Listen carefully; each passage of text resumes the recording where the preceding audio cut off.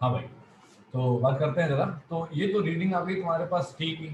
अब जैसा कि मैंने कहा कि भाई मेरे को मीन एब्सोल्यूट एरर निकालना है और मीन वैल्यू निकालनी है, तो यार ये बात तो तुमको पता ही है कि अब मेरे को मीन वैल्यू निकालनी है। तो I am treating this as my mean value. If this is being treated as a mean value, then I can calculate it as point of 52 plus point of 56 plus point of 57 plus point of 54 plus point of 59 upon तुम्हारे पास कितना, upon तुम्हारे पास 5। ठीक, जब मैंने इस particular value को निकाला तो यहाँ पे पॉइंट ऑफ 556, ठीक है, पॉइंट ऑफ 556, ठीक है, ये वैल्यू आ गई। तो मैंने आपको बताया था इसके अंदर सिग्निफिकेंट इग्निफिकेंट के चक्कर में मत पड़िएगा, जितने डेसिमल प्लेस में आपको वैल्यूज दे रखी हूँ उसी पे ले आइएगा। तो हमने 6 को अपना ड्रॉपिंग नंबर माना, जो कि 6 है, जो कि ग्रेटर देन 5 है। ग्रेटर देन 5 है तो वो बढ़ जाएगा, तो ये हो जाएगा तुम्हारे पास पॉइंट ऑफ तुम्हारे पास 5 6, ठीक है। इसका मतलब है कि जो अपना प्रीसीडिंग नंबर था जो कि 5 था, उसमें मुझे +1 करना पड़ा होगा और ये हो गया होगा 6। तो पॉइंट ऑफ 56 ये पर्टिकुलर वैल्यू हमारे पास आ गई। हमने कहा ठीक है, अब ये वैल्यू तो हमने निकाल ली। अब मुद्दा ये है कि मेरे को निकालना है क्या, मेरे को निकालना है मीन एब्सोल्यूट एरर। तो मैंने कहा कि डेल्टा टी निकाल ली, ठीक है। अब डेल्टा टी में एग्जैक्टली तुम क्या निकालते हो, डेल्टा टी में हम निकालते हैं तुम्हारे पास पॉइंट ऑफ 52, तुम्हारे पास कितना, ये तुम्हारे पास मीन वैल्यू। अच्छा, ये कहाँ हमने सीखा था, मैं आपको दिखा देता हूँ पीछे, अगर आपको याद ना आ रहा हो तो मैं आपको यहाँ पे दिखा देता हूँ कि हमने कहाँ आपको सिखाया था ये चीज़। ये देखिए, जब हम लोगों ने यहाँ पे एरर पढ़ना शुरू किया था, तो इस पर्टिकुलर लेक्चर में हमने आपको सिखाया था ये मीन एब्सोल्यूट एरर यहाँ पे निकालना, ये वैल्यू, ठीक है। ये वैल्यू हमने आपको निकालना सिखाया था, इस तरीके से आप इन वैल्यूज को यहाँ पे निकाल सकते हैं, ठीक है। एब्सोल्यूट एरर निकालने के लिए आप मीन वैल्यूज में से आपको मैच कर देंगे, ठीक। अब देखिए, अब जब आप यहाँ पे निकालेंगे तो मीन वैल्यू कितनी है अपनी, मीन वैल्यू अपनी आई है यहाँ पे कितनी, मीन वैल्यू आई है अपनी पॉइंट ऑफ 56, राइट। तो यहाँ पे पुट करता हूँ जरा मैं यहाँ पे, ये वैल्यू आई है पॉइंट ऑफ 56 माइनस हमारे पास कितना, point of 52, point of 52, then point of 56 minus point of 56, then point of 56 minus point of 57, then point of 56 minus point of 54, then point of 56 minus point of 59। ये value तुम्हारे पास जो आई है, ये आई है point of 04 positive में, point of 00 ये आई है point of 01 negative में, ये है ये पॉइंट ऑफ 02 पॉजिटिव में, ये आई है पॉइंट ऑफ 03 नेगेटिव में, ठीक। अब मेरे को डेल्टा निकालना है। तो डेल्टा टी अगर मेरे को मीन निकालना है तो delta T1 plus delta T2, ठीक है, मॉड्यूलस के साथ, मॉड्यूलस के साथ, ठीक है, मॉड्यूलस के साथ, ठीक है, मॉड्यूलस के साथ, और तुम्हारे पास जो है मॉड्यूलस के साथ, ये हमने यहाँ पे निकाल दिया, ठीक। ये निकालने के बाद हमने 5 से डिवाइड कर दिया। जब हमने ये सारी वैल्यू पुट करी, ठीक है, सारी पॉजिटिव वैल्यू पुट करेंगे क्योंकि हमने मॉडल्स लगा दिया है। जब हमने इन पर्टिकुलर वैल्यूज को पुट करा तो हमारे पास जो वैल्यू आई है वो आई है पॉइंट ऑफ 02 सेकेंड की वैल्यू। हमने कहा ठीक है, यही हमको चाहिए था। अब हमने क्या कर दिया, डेल्टा टी की वैल्यू भी निकाली और उसकी वैल्यू भी निकाली, ठीक। अब देखिए, अब मेरे पास इस क्वेश्चन में निकालने के लिए सब कुछ मौजूद है। तो हमने इसे अपना इक्वेशन नंबर जो है 1 बोला और इसी में वैल्यू पुट कर देंगे। तो हमने कहा कि पुट इन इक्वेशन नंबर 1, ठीक। अब सवाल ये है कि हमें ऑप्शंस को देख लेते हैं।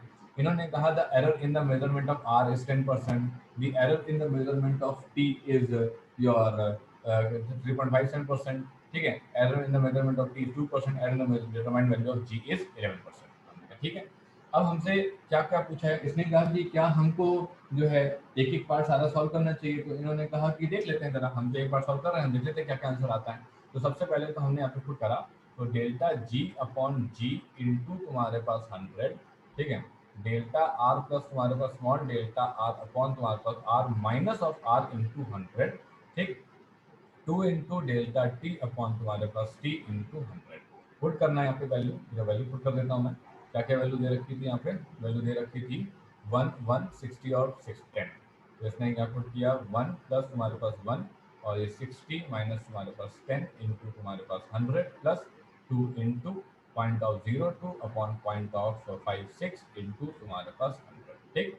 जब हम लोगों ने डेल्टा जी अपॉन जी की पूरी वैल्यू कैलकुलेट करी यहाँ पे, तो हमें क्या पता लगा, ये वैल्यू आई तुम्हारे पास 11%। हमने कहा ठीक है, इसका मतलब है कि इसमें ऑप्शन नंबर ये तो सही है, ठीक है। अब हमेशा ध्यान रखना, जब कॉम्पिटिशन एग्जाम आएंगे, मतलब आएगा ना, तो वो तुमको हमेशा ये बता देगा कि ये मल्टीपल चॉइस क्वेश्चन में सिंगल आंसर है या मल्टीपल चॉइस क्वेश्चन में मल्टीपल आंसर है। तो ऐसा भी हो सकता है कि मल्टीपल चॉइस क्वेश्चन में तुम्हारे पास मल्टीपल आंसर का पार्ट भी तुम्हारे पास यहाँ पे रहे। तो हमने कहा ठीक है, इसका मतलब है कि मुझे option number A B C भी चेक करना पड़ेगा। तो हमने ऑप्शन नंबर डी तो चेक कर लिया, अब ए की बात करते हैं। जब हम ए की बात करेंगे तो ए में देखो क्या आएगा। ए में तुम्हारे पास बोल रहा है error in the measurement of R. ये तो बहुत ही सिंपल है, आर की वैल्यू उठाओ पुट कर दो, ठीक है। तो हमने कहा कि delta R upon R into 100, delta R की वैल्यू 1 और ये 10 और इंटू तुम्हारे पास 100, ये कितना आया, ये आया 10%। हमने कहा ठीक है, तो आंसर इन्होंने कितना बोला था, इन्होंने बोला 10%, ये भी सही है यार।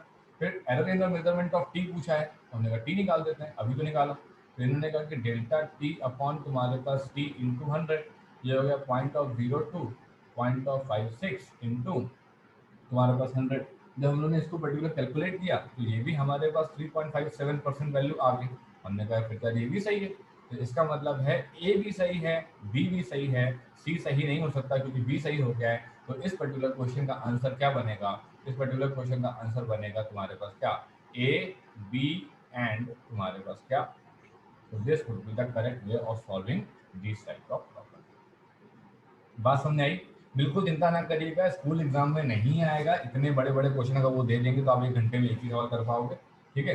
इतने बड़े क्वेश्चन आपको नहीं दे देंगे, लेकिन मान लो तुमने आने वाले समय में एग्जाम दिया, ठीक, और तुमको अगर ऐसा सवाल मिल गया तो ये मत सोचिएगा कि तुमको आता नहीं है, मैं करवा चुका हूँ, तुमको ये सवाल आ जाएगा, बड़े आराम से तुम ये सवाल कर पाओगे। क्लियर हुआ क्या सभी लोगों को? इसमें किसी को कोई डाउट हो तो बताइए। जैसे अभी तक हम लोग 2 pi under root L upon G का फॉर्मूला पढ़ रहे थे, ठीक है ना। तो अभी तक तो हम लोग को ये नहीं आ रहा था। अब आप कहोगे कि ये फॉर्मूला आया कैसे होगा, ये फॉर्मूला कहाँ से आता है। देखो होता क्या है कि मैं तो थोड़ी सी बात समझाता हूँ, ठीक है, पूरी बात तो नहीं समझा सकता अभी क्योंकि तुमने पढ़ा नहीं है अभी तक। तो अगर मैं तुमसे ये कहूँ कि ये बेटा क्या होता है कि जैसे मान लो कि ये तुम्हारे पास बॉब है, ठीक है। अब जो बॉब होता है ना तुम्हारा, ये ऐसे हमने बॉब लिया, ये होता है तुम्हारे पास बॉब की तुम्हारे पास आर रेडियस, ठीक है। अच्छा, और ये जो तुम्हारे पास है यहाँ से लेकर के यहाँ तक, ठीक है, ये तुम्हारे पास होती है आर। हम लोग बॉब पे डिपेंड करता है कि बॉब क्या है। बॉब एक सॉलिड स्फीयर है, हॉलो स्फीयर है, एक डिस्क है, क्या चीज है बॉब, उस हिसाब से हम लोग निकालते हैं एल इफेक्टिव। वो एल इफेक्टिव तुम्हारा कुछ भी निकल सकता है। जैसे यहाँ पे एल इफेक्टिव क्या निकला होगा, यहाँ पे इस फॉर्मूले को देखते हुए ऐसा लग रहा है कि यहाँ पे जो एल इफेक्टिव निकला होगा वो निकला होगा 7 टाइम्स ऑफ आर माइनस तुम्हारे पास आर अपॉन जी। ये निकला होगा तुम्हारे पास L effective. L effective sir कहाँ से कहाँ मेजर होता है, तो देखो एल इफेक्टिव कहाँ से कहाँ मेजर होता है मैं तुम्हें दिखाता हूँ। ये तुम्हारे पास अगर हम यहाँ से कंसीडर करें यहाँ तक, तो एल इफेक्टिव जो है, एल इफेक्टिव जो है वो तुम्हारे पास इस ओ से लेकर के इस बी तक तुम्हारे पास मेजर होता है, ठीक है। तब जाकर के ऐसा तुम्हारे पास ये पर्टिकुलर फॉर्मूला यहाँ पे बनता है। इस तरीके का फॉर्मूला टाइम पीरियड का, ठीक है। तो अभी तुम्हें चिंता करने की जरूरत नहीं है, ठीक है, क्योंकि ये फॉर्मूला तुम्हें को दिया है। अभी तुमने टाइम पीरियड के बारे में कुछ ज़्यादा पढ़ा नहीं है। जब आपको वेव्स एंड ऑसिलेशन पढ़ाएंगे जो लास्ट चैप्टर होगा क्लास 11 का, तब हम इस पर बहुत डिटेल में चर्चा करेंगे कि टाइम पीरियड के फॉर्मूले वगैरह निकलते कैसे हैं, ठीक है। आई बात समझ में? क्लियर हुआ यहाँ तक? किसी को डाउट तो नहीं है सवाल में? निकाल लोगे कभी, अगर आगे कभी फ्यूचर में आता तो निकाल लेना, ठीक है। छोड़ के मत चले आना कि हमने करा नहीं है, अगर तुमने करा है तो आराम से निकाल सकते हो, ठीक है। चलो अगला सवाल क्या है। अगला एक सवाल मैं आपको और कराता हूँ, ठीक है, बल्कि आप ही करके मुझे बताना, ठीक है। बहुत ही सिंपल सा सवाल है, देखो जरा बताना, ठीक है। सब लोग अपनी अपनी कॉपी खोल के रखा करो, जब भी पढ़ा करो कॉपी खोल के रखा करो ताकि एक आध क्वेश्चन हमारे साथ में कर सको। हम तो बता ही देंगे, तुम साथ में करोगे अच्छा रहेगा। देखो बता भैया क्वेश्चन का आंसर क्या होगा, क्या दे रखा है इस क्वेश्चन में। बोल रखा है the position of a particle, ठीक है। इन्होंने क्या रखा है, the position of a particle तुम्हारे पास at any time T is given by relation X T equals to V naught upon तुम्हारे पास ए, ठीक है। और फिर तुमसे यहाँ पे क्या बता रखा है, क्या रखा है कि 1 माइनस ई की पावर माइनस ए टी, ये दे रखा है। और फिर तुमसे पूछा है कि वी नॉट जो है वो कांस्टेंट है, ए जो है ग्रेटर देन जीरो है, dimension of V naught and A क्या होगा। ट्राई करोगे ये सभी लोग? बहुत सिंपल सवाल है, कर सकते हो आराम से, कोई दिक्कत नहीं है।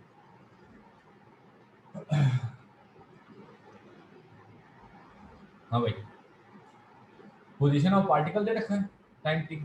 अच्छा, पोजीशन ऑफ पार्टिकल से क्या समझ में आता है कि अपन लोगों ने जब ये रिलेशन लिखा तो हमने कहा कि ये पोजीशन है। पोजीशन का मतलब ये होता है तुम्हारे पास दूरी, दूरी का मतलब समझ लो डिस्टेंस, डिस्प्लेसमेंट, जो भी समझना वो समझ लो, ठीक है। डिस्टेंस समझ लो या फिर तुम डिस्प्लेसमेंट समझ लो, वैसे तो इसका रिलेशन डिस्प्लेसमेंट से होता है, लेकिन तुम यहाँ समझने के लिए इसको डिस्टेंस और डिस्प्लेसमेंट खुद भी समझ लो, कोई दिक्कत नहीं, ठीक।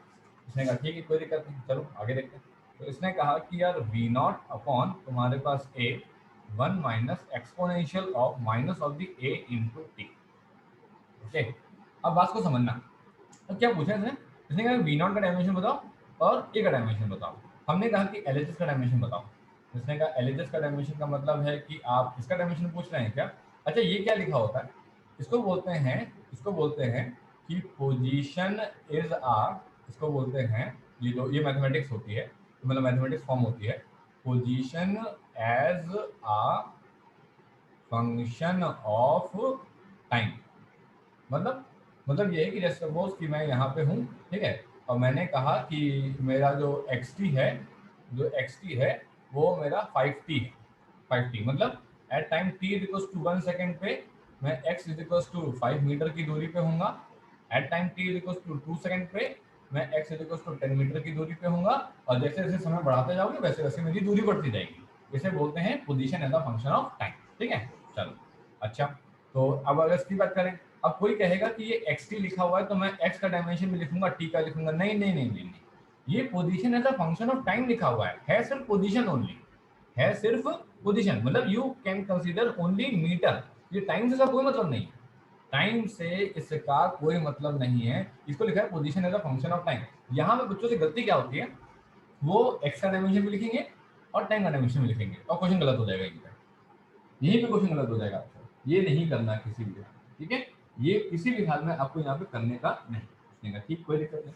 तो अब इसने क्या बताया, इसने कहा कि कैसे करेंगे, तो इन्होंने कहा एलएचएस का डायमेंशन तो सर साफ साफ दिख रहा है हमको कि एलएचएस का डायमेंशन तुम्हारे पास हो जाएगा कितना, एल। हमने कहा ठीक कोई दिक्कत, तो जरा देखते हैं यहाँ पे। अब इसने क्या बताया, इसने कहा कि तुम्हारे पास ये हो गया है तुम्हारे पास एल, ठीक। अब इन्होंने कहा कि सर कैसे मतलब यहाँ पे किया जाए, इन्होंने कहा कि ऐसा है कि ये जो e की पावर में माइनस 80 लिखा हुआ है, ये शख्स 100% तुम्हारे पास क्या है, ये शख्स 100% तुम्हारे पास जो है डायमेंशन लेस है, ये शख्स 100% तुम्हारे पास क्या है, डायमेंशन लेस है। तो इसने कहा कि a का डायमेंशन इंटू तुम्हारे पास t का डायमेंशन, ये तुम्हारे पास जो है डायमेंशन लेस, ये तुम्हारे पास जो है डायमेंशन लेस है। तो इसने कहा कि a का डायमेंशन निकाल लें, इसने कहा निकाल लो। अब यहाँ पे कुछ लोग क्या सोचते हैं, डायमेंशन लेस का मतलब हो गया जीरो, यहाँ पे कुछ लोग ये सोचते हैं कि डायमेंशन लेस का मतलब हो गया जीरो। अगर डायमेंशन लेस का मतलब तुम्हारे पास जीरो हो गया तो सब गड़बड़ हो जाएगा, ऐसा नहीं है। डायमेंशन लेस का मतलब होता है नंबर, ठीक है, उसको कोई डायमेंशन नहीं तो उसको वन लिखना। टी का डायमेंशन क्या होगा, टी का डायमेंशन होगा कैपिटल टी।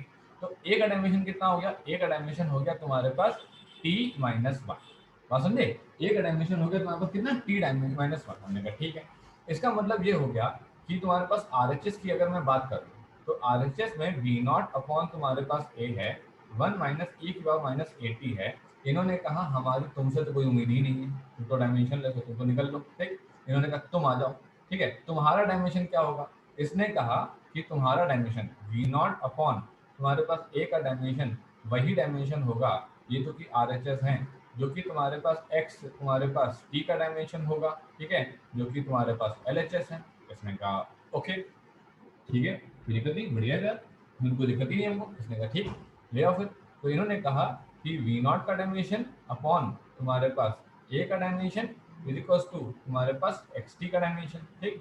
अब एक्स टी का डायमेंशन तो निकाल चुके हो तुम, एक्स का डायमेंशन तो निकाल चुके हो। तो इसने कहा एक्स टी का डायमेंशन है तुम्हारे पास एल, और ए का डायमेंशन है तुम्हारे पास टी की पावर माइनस वन, और वी नॉट का डायमेंशन हो गया तुम्हारे पास कितना, L T minus one. V naught का dimension L T minus one हुआ, ए का डायमेंशन तुम्हारे पास कितना हुआ, टी माइनस वन हुआ। जरा देख लो कहाँ पे ऑप्शन है, तो ये तुम्हारे पास ऑप्शन नंबर डी में ऑप्शन हमारा बन रहा है, दिस वुड बी हमारा करेक्ट। आया भैया सभी लोग को समझ में, डायमेंशन लेस की कहानी समझ में आई, ठीक है। डायमेंशन लेस कोई क्वेश्चन आएगा गलत मत करके आता ना, इजी है बात, बहुत इजी है बात, बस ये तुमको तो ध्यान रखना पड़ेगा। जैसे तुमसे कहाँ गलती होगी मैं बताऊं, तुमसे इस क्वेश्चन में कहाँ गलती होगी, तुमसे सबसे पहली गलती होगी यहाँ पे, सबसे पहली गलती तुमसे यहाँ पे होगी, मैथमेटिक्स वाले तो बचा ले जाएंगे, बायोलॉजी वाले गलत कर ले जाएंगे। क्यों? क्योंकि वो एक्स टी को समझेंगे कि एक्स इंटू टी का प्रोडक्ट है। नहीं, वो पोजीशन है, फंक्शन ऑफ टाइम लिखा हुआ, ध्यान रखना। यहाँ पे सिर्फ और सिर्फ पोजीशन को समझना है, सिर्फ पोजीशन मतलब डिस्टेंस मतलब डिस्प्लेसमेंट, बस और कुछ नहीं, ठीक। और तुमसे दूसरी गलती कहाँ हो सकती है? तुमसे दूसरी गलती यहाँ पे हो सकती है कि जब तुम डायमेंशन लेस लिखोगे तो यहाँ पे तुम उसको जीरो लिख दोगे, तुम यहाँ पे गलती कर दोगे, तुम यहाँ पे जीरो लिखोगे और एक डायमेंशन यहाँ पे जीरो करके आ जाओगे, M zero L zero T zero, यहाँ पे तुमसे गलती हो जाएगी। और अगर तुमसे एक डायमेंशन में गलती हुई तो तुमसे विनोड का डायमेंशन 100% गलत हो जाएगा। आई बात समझ में? ठीक है, मैं वो गलतियां बता रहा हूँ जो कॉपी चेक करते वक्त मैं आप लोग की देखता हूँ। तो ये गलती आपको मैंने बताई है, हालांकि तुम फिर भी गलती करोगे मुझे पता है, लेकिन फिर भी तुम्हारे दिमाग में ये रहेगा कि डायमेंशन लेस का मतलब जीरो नहीं होता है, डायमेंशन लेस का मतलब होता है वन। हम लोग को वन कंसीडर करने का है वहां पे, और वन जीरो हम लोग वहां पे कंसीडर। आया सभी लोग को समझ में? किसी के मन में कोई डाउट, कोई दुविधा हो तो बताइए। देखिए, मैं एक क्वेश्चन आपको सिर्फ इसलिए करवा रहा हूँ ताकि थोड़ा सा आपका कंपटीशन लेवल क्लास 11 से बने। ये 2 साल बड़े अच्छे साल हैं, इस 2 साल में तुमने पढ़ाई कर ली, जिंदगी बन जाएगी तुम्हारी पक्का। ठीक है, बस अब ये तुमको पढ़ाई करनी पड़ेगी। ऐसे नहीं होगा कि मतलब 2-4 सवाल फॉर्मूला बेस लगाए तुमने, तुम खुश हो गए कि ये 10th 9th तो है नहीं, ये 11th 12th है। इसका लेवल जो है अपरंपार होता है और आपको मेहनत करनी पड़ती है, तब जाके आप चीज़ें सीख पाएंगे। ठीक है भाई, समझ में आया? चलो, अब संडे की क्लास है, ज़्यादा लंबी नहीं करेंगे, क्लास को ही कंप्लीट करते हैं। कल से अपना जो अपना हम लोग वो पढ़ रहे थे, क्या पढ़ रहे थे, वेक्टर, वेक्टर से कल से स्टार्ट करेंगे, फिर आगे बढ़ेंगे। ठीक है, चलिए मिलते हैं फिर कल।